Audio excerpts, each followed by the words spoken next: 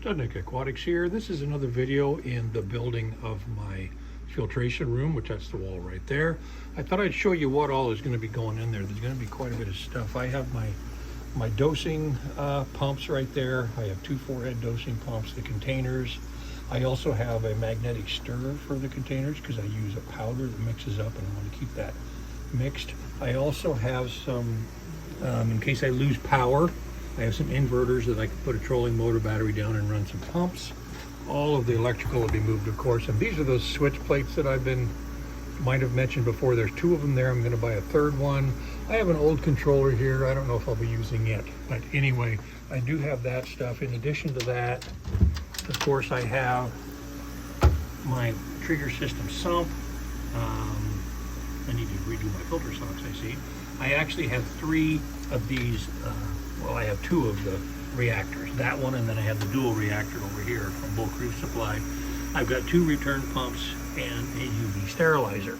So that's what I have that's going to be going into this room, and I'm slowly gaining on this thing. I've made a few changes from the last video.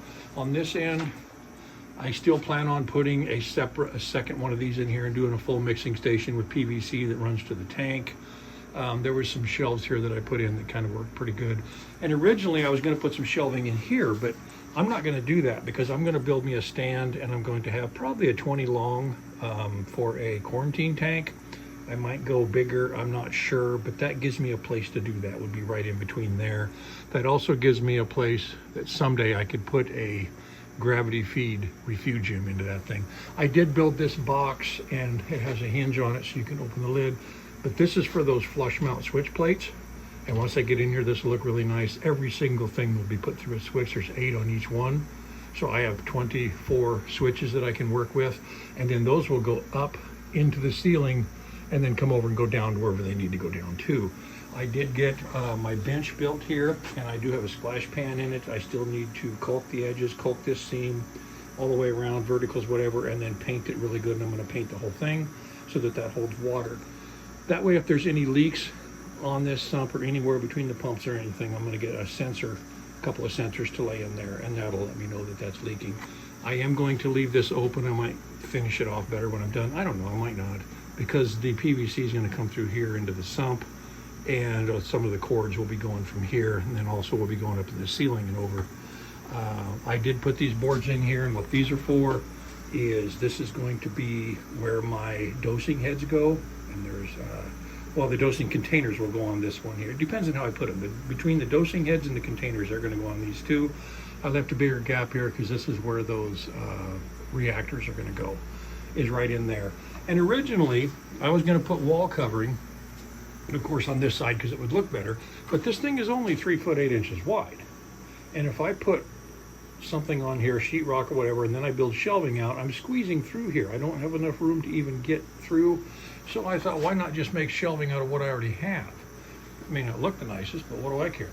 You know, so I just started putting some 2x4s in there, and it gives me a place to put all of my stuff. I have my carbon, I have my test kits, my sheet algae, you know, all kinds of stuff on that one. And then I did the same thing on this one over here. And that will give me room to put, I've ordered more of these. I'm out. I just ordered a bunch of those. I ordered another one of these. Anyway, that gives me a place to put stuff. And even with this mixing station here, I would still have room here to add more shelves there. And if I need a shelf that's wider than 3.5, I just cut a little piece of plywood 6 inches out, set it on there, screwed it down, and it gives me that. I still need to finish the ceiling. I need 5 panels to do that. I'm going to get a different light. I'm going to get an LED light that's more flush mount because I want it to be above this board here, and I do need to paint that board. So I'm getting there. You know, it's taken some time. I do like the fact that I have a view of the aquarium inside my filtration room. It's the end view. It's 8 foot long and 2x2. So anyway, that is what I've done so far. Like I said, I'm just going to keep adding videos to this. I think it's going to work very, very well.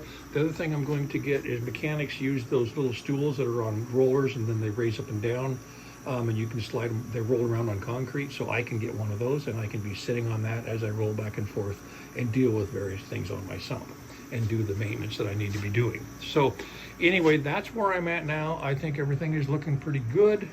Pretty happy with it. It just takes time. I have ordered all of the PVC for getting the sump moved, and then I'll be able to remove the reactors, move everything. I'll wait and order this at a later date because by the time I get the tank and then get the PVC that goes from here, and it's going to go up high through this box over through that wood there, and it's going to drop in so that when I'm on the tail end of my water change, all I have to do is turn on that pump, turn a valve, and it'll fill. So that's where I'm at. That's what I'm doing. This is my filtration room. This is Studnick Aquatics. Thanks for watching.